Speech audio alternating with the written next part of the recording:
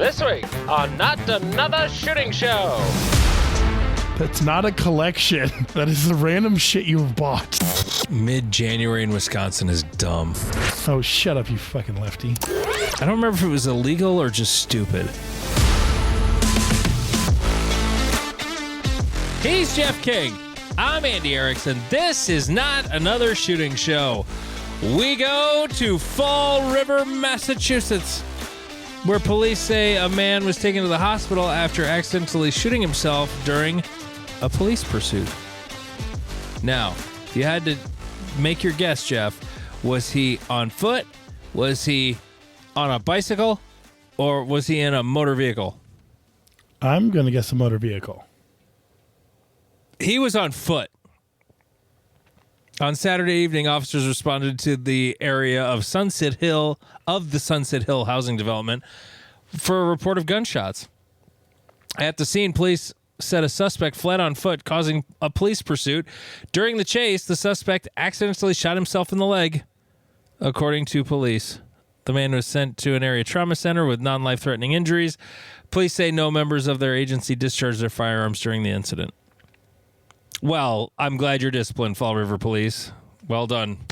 Well done. I saw a video today where a guy pinned himself between his own police vehicle and another car because he didn't put his car in park when he got out to deal with something going on. And then, civilians came over and one of them jumped in and put it in reverse and backed it up because the dumbass, he had a chance to it just started rolling and he got in front of it like he was going to stop it. Yep. With another car right behind him. And so he got pinned. And, just let it hit the other car, dumbass. Just get back in, put it in park. Whatever. Yep. It was so funny. That was on police posts, by the way, on Instagram. So by the time people hear this, go back 5 days on police posts and you should see it. I hope everybody had a Merry Christmas. We were talking before the show and Jeff was singing along. What was the song you were singing? You were singing Whiskey Bar because you were refilling your whiskey. Yes. And then it got to the part where it was like, how, don't ask why. And you couldn't hit the why. And I was like, yeah, for a really big guy, you have kind of a high voice. Yep.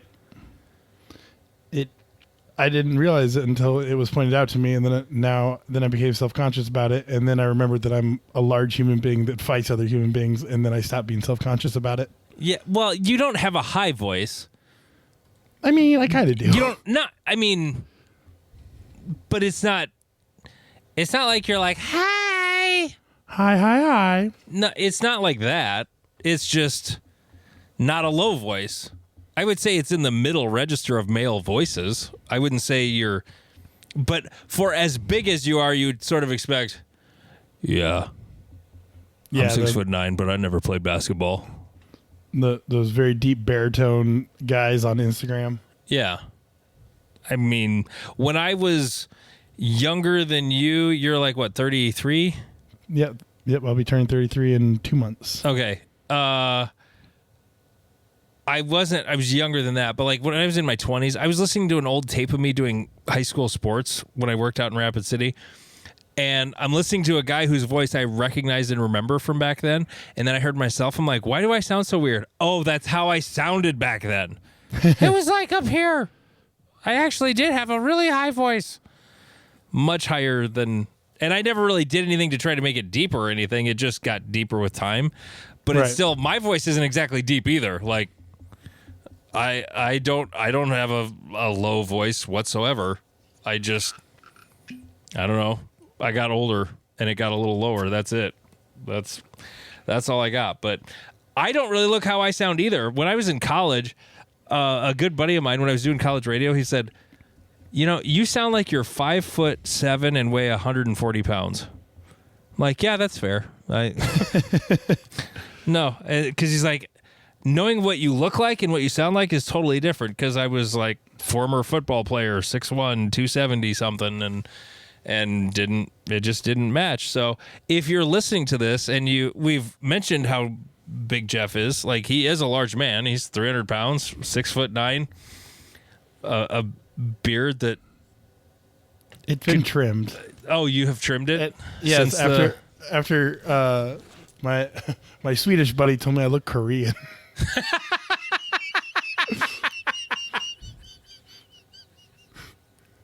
I couldn't argue with him, so I was like, "Oh damn." Oh God, that's funny. But yeah, no, that was just a random observation. You practiced. I did. I Last practiced for week. the first time in 10 years. To quote the great Steven. The great. That's we should just refer to him as the great Stephen Tomlinson the goat one. from now on. No, he's not the goat. He's just the great. Because great could mean a lot of things. It doesn't mean he's actually good. True. The great Steven. Uh-huh. Oh man. So he invited me to practice, and instead of Well, he did it texting on me. Reddit. yes, instead of texting me or messaging me or communicating through one of the other 18 ways we can communicate with each other, he posted to the subreddit. And he said, "You are cordially invited to practice tomorrow around 1 p.m. It'll be nice out. If you say no, I'm never inviting you to anything ever again. If you say yes, then you're doomed to quit the sport." And it was a disaster. So Why was it a disaster? Like it was like you shot like shit or Steven shot like shit? 30-mile-an-hour wind gusts. Oh yeah, that makes. So- Usually on a nice day, this part of the country, it's because the wind is howling out of the south. Yep. So we, I rode up a little bit late. That's not unknown for me. And Steven was nice enough to have set it up for me. You did that on purpose. I didn't do it on purpose, but it worked out in my favor. And you can see a picture on our subreddit of Steven setting up the bay for me. So while we were getting the target set up, the nail guns were being annoying, and one of the targets ripped off and flew to the back of the bay. So that was an annoying way to start. And then another target that we got 3 staples into either side broke the stick that was holding it up. And so This just sounds like Great Plains section to me. correct. That's basically what, like, every run a target fell down. Like it was almost. Did you not nail him down, or it just was No. pulling him out of the ground? No. We don't nail down when we practice. So we got rid of all the tires that used to be on the range because they were ratty and shitty. And so now we don't have any weight to put on the targets. So we try to get the falling steel plates and shit and put them on there, and they weren't heavy enough. So even with steel plates, they were still tipping over. I will throw a nail in a target stand on a windy day. Just one at a strategic corner, and I'll put it in at an angle so it just can't go anywhere. And I've never put more than one stake in for practice, but I've had to do that for classes before because the wind is so fucking awful in South Dakota. We have lots of wind turbines here for a reason. I had a class one time where I did that. I put one stake in, and it wasn't enough because the bay was causing the wind to swirl. So then I had to put an opposing stake in. If it was in the front right, I had to put one in the back left. It was so annoying. Yep. But yeah, wind is the worst. Yep. And so, after I had to leave, Steven went and set it up on another bay, and I don't know if that was effective or not, but that's what he did. The Bay 6 up the hill? No, That seems no. like it'd be the most out of the wind bay at your club. I think he moved to bay 3. Oh, one of the little ones? Yeah, that would Yep. be good too. But yeah. Actually, wind was out of the... What direction does Bay 5 face? I get all turned around down in your range. right. I'm going to Google Maps right now, and I'm looking at Eastern. If I type in Easter, the first thing that shows up is Eastern Nebraska Gun Club. Hell yeah. Oh, it points generally north. So, yeah. So the howling wind you had out of the south was right up your ass, of course. Yep. So, yeah. Yeah, it was unpleasant. And then we have a tradition that we have stolen from Lane Drink that every practice we must create a drill that is so obscenely difficult that it doesn't actually give you good information. And so we did a back and forth stop go drill where you came in on a 50-50 hardcover partial at about 10 yards on the right side, and on the left side you came in on steel, and then it was a designated target drill. So you start on the right, engage that target, went to the left, steel, paper, went back to the right, did that target, went back over, steel, went back to the right, took that target, went back over, and then it was steel and the far paper. And by the end of it, it became kind of a cardio drill. Jesus, that sounds terrible. It was awful. I did it once. No. Although my fat ass probably should be doing drills like that, in all honesty. But it still just sounds terrible. Like, I don't want to. No. It was, but I was shocked, how well I did. When shit connected, it connected fairly well. When it didn't connect very well. But it was fun. I'm glad I got out and did it, and it was nice of Steven to invite me, and I'm happy I did it, but I'm also good with not practicing for the next 2 or 3 months, other than dry fire. I need to get that back, and I also need to start reloading. Yeah, I need to get my press sorted out. Like, this is reloading season for sure, and I either need to get my press figured out or I need to send it to Dylan and have them sorted out, because it's not the primer flipping issue is really pissing me off. I mean, when I'm losing 3% of primers, that's kind of a way lot. Too much. Yeah, like 3 per 100. That's really annoying to upside down in the case. So I need to get it figured out. I think I have it figured out. I was messing with it the other day, and someone actually, I can't remember if they wrote it on our Reddit or if it was a message on Instagram to me, because I had a few people make suggestions on Instagram after that episode where I was bitching about it. One of them mentioned the platform, like where on a 650 where the shell plate is, being offline. Like, it's not square to where it's supposed to be. Yep. And I looked down through, I don't have anything in station 3 of my press when I'm doing 9mm, and it's not lined up perfectly with the center of that die. I just have like where I could put a powder check, thing in it. So there's a die in it, but looking down through that die, it's not lined up centered. And the fact that I load as many rounds as I do and it works is kind of amazing. So, yeah, I don't know how to fix it, but it's not right. Yeah. And when my machine doesn't work, yeah. I'm not looking forward to the shipping bill of sending that to Dylan, though.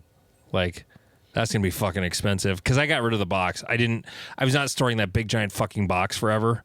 Right. So I got rid of the box, and of all the boxes of everything I've ever saved, like, I have every pistol box of every pistol I've ever bought, except for the one pistol that came without one. And I have rifle boxes. I have everything. I got rid of the Dylan box because I didn't want to store it because it's huge. So, Yep. So there's that. Anyway, what were we talking about? Did I just change the subject? You did, but okay. We were discussing the off season, and well, you went into what the off season's supposed to be, and yeah. No, I didn't get too far off where we were. Just sort of. One of our listeners, he is going to start next season as a match director. According to him, he says, "Well, I accidentally became a match director," which is how it always fucking happens. It kind of does, yeah. It's always like, man, this would be cool, and they're like, "Cool, run it." And you're like, "Oh shit, did I just volunteer? God damn it!" But he says, with our first match being a mid-January rifle match in Wisconsin, hope to God everything goes okay. Any pointers I should have thought of but didn't. hand warmers and propane heaters are already good to go. So here, the first big thing about being a match director is woosah. Like, don't put too much fucking pressure on yourself, because most people won't even know what's going on. What's woosah? If you've ever seen the movie Bad Boys 2, is what they say when they're, it's what Martin Lawrence's character says when he's trying to calm down after he kills somebody. He's like, woosah, woosah, I gotta woosah, gotta calm down. I need to watch that movie. Yeah. You ain't seen Bad Boys 2? I saw it once, like 20 years ago. Great movie. So just be calm. One of the big things for me, rely on your experienced people. So if you became a match director, you're not saying you're starting a club. You're saying you're taking over matches that people already attend. So take all your experienced people that already do shit and continue making them do shit. Yeah. And well, don't make them ask them. Right. Sorry. Ask them to continue to do the shit they already do. And also, don't try to keep a timetable that you aren't prepared for. So like my club, we say, hey, we're going to start every match at 9:00. Well, if my match is not ready at 9:00, I'm not starting shit. Yeah, no, 100%. That is a guideline, not a rule. Mm-hmm. Shooting starts when the match is ready. Yep. And so if you need to take 5 minutes to go into the porta shitter and scream it into the ether, go do that. Or just take a shit.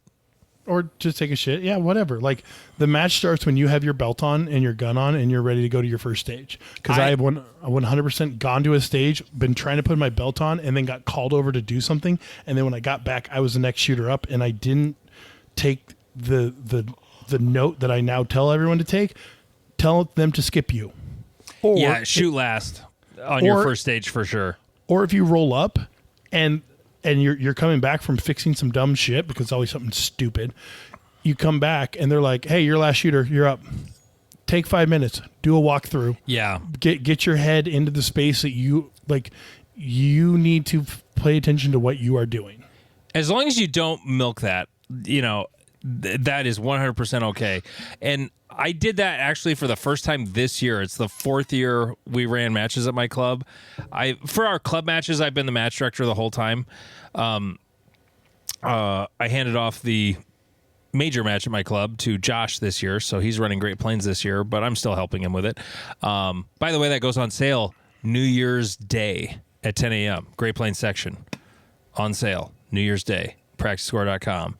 Get signed up. It'll be a good match. 100%. One of the early ones, mid-May, weekend before Memorial Day weekend. So, yes, what Jeff said, 100%. Also, ask people to design stages for you. They will likely say yes. And when they say, I don't know how, just say, I didn't either the first time I did it. But usually those people aren't going to do one. But if you have anyone who shows any enthusiasm, Trash Shooter on our Reddit, that's Aaron. Aaron is a really good stage designer for a guy who hasn't done it for very long. He was the guy with the flashlight or the light on the target shining back at us at the night match. Like, that was a clever stage. I really like that stage. He's good at it. You find somebody who's good at it, you milk that cow until the udder falls off. Yep. Okay? If you find a guy who's just clever, and sometimes they're clever because they haven't, I feel like I sat in church. Normally, I do stage design for majors in church. So for Area 3, I'm like, okay, I'm going to start designing a stage for Area 3 in church today, because that's when I do it, is like during the sermon, I'll pull out the visitor pad and I tear off a sheet and I put it on top of a hymnal and then I start sketching stages. And I had nothing. I had fucking nothing in my head. I just started drawing lines and I'm like, this is dumb. I don't even know. Actually, I still got it in my pocket. Hold on. Let me pull this dumb thing out. Because Noah mentioned when he was on our podcast that stage from Great Plains he liked with the swinger and the swinging plate. And so I kind of had that in my head, and I was kind of trying to recreate that, and it ended up being like the dumbest thing ever. I drew something where you could shoot both activators from the same spot, and that was not what I wanted. And I was like, you just put it away. Just put it away. This is not going the way you want it. You find somebody who can design stages, you get them to do one at every match you can. Yep. For sure. And one way I like to make sure to help them out is, as match director, I believe you should not be nailing a single thing down. Your job is to direct traffic. The second someone checks in, you send them to a bay. And okay, I'll start a little bit farther back. Some clubs set up the day before. Some clubs have dedicated setup crews. My club, we set up day of. We're supposed to start around like 7 or 7:30. We start when someone shows up. We throw 5 or 6 people on the bay, make them go to work. And that works for us. Figure out what system works for you and make sure that you understand you're a project manager. You should not be on a bay for more than 5 minutes at a time.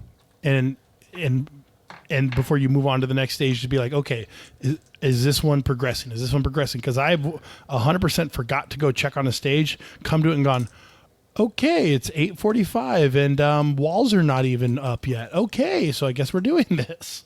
So yeah, I agree with everything you just said. However, it depends on the club, because at my club, when we're putting on the match, we have 4 stages and we have very few people who know what they're doing building stages. So we tend to all gang up on one stage and then move to the next, or we'll have 2 groups working on stages at a time. We never have 4 groups working on stages. Okay. The one time I did that, it turned out badly for one of the stages. Now, the thing I learned though was that I'm like, no big deal. You know, if there is a big glaring thing, I will fix it.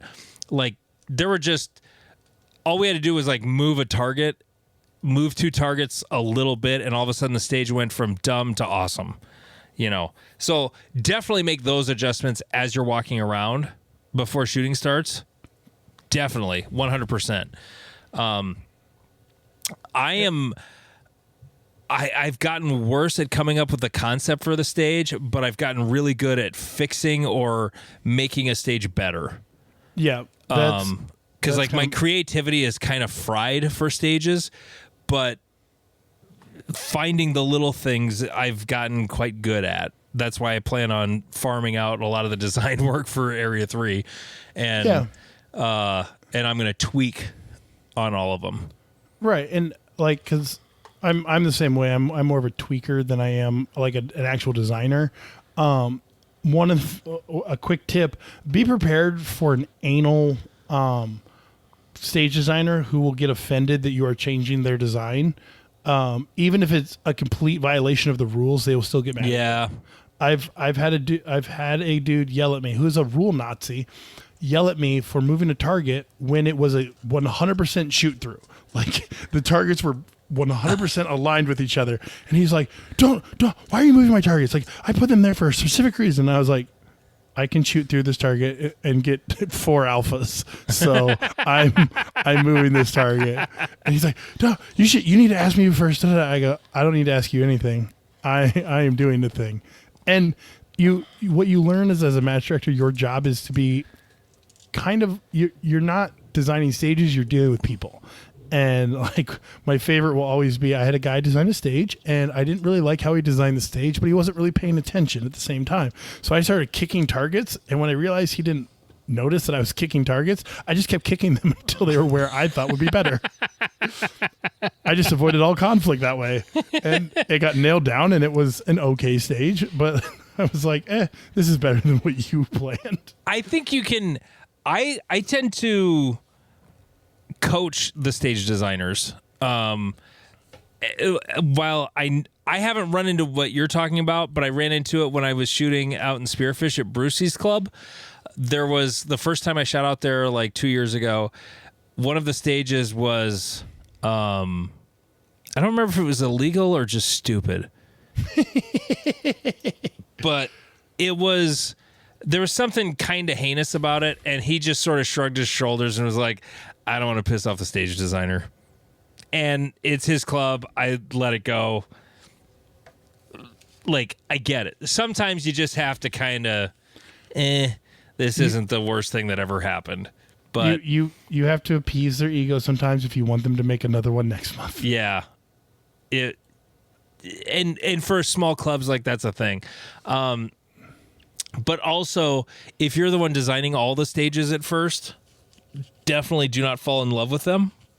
I made that mistake big time. I stressed myself out so much wanting everything to be perfect that,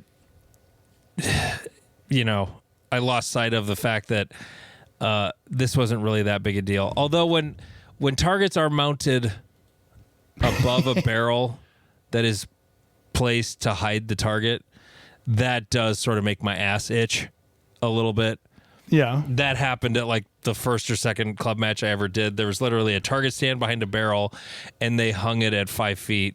Oh, I thought you were talking about Great Plains. Oh, that happened at Great Plains too, but that was more miscommunication, but at the same time it was that too. But it bugged me, but it turned out okay. That stage was still fun. And so one more little tip is, like, just figure out where you want to put some walls, and then once the walls are up, then figure out where you want to put targets, and you'll have less expectations for how things get put together. I would say make sure the stage designs are done ahead of time. Like, I design it while I'm driving to the range. I can't do that. I can't just like grab some shit and throw it together. A guy here locally, Robert, has come up with some of the greatest stages I've ever shot, completely yanking them out of his ass the morning of the match. And he's just grabbing shit out of the shed going, I want stuff with drop turners. And he'll grab the 2 drop turners and then just start putting a thing together. That stage with the 2 drop turners at Great Plains this year. Yep. That stage was okay. The version he built at his club match was so much better. Yep. It was an absolutely amazing stage. It was one of my favorite stages I've ever shot. It was a 3-per, so it made shooting the drop turners that were disappearing, it made shooting them mandatory. Because if you didn't shoot them, you were missing out on 15 points per target. Like, you were going to fuck yourself. So yep. It was like, if you have disappearing targets, turn it into a 3-per. There's a tip. Yep. Because then it hurts.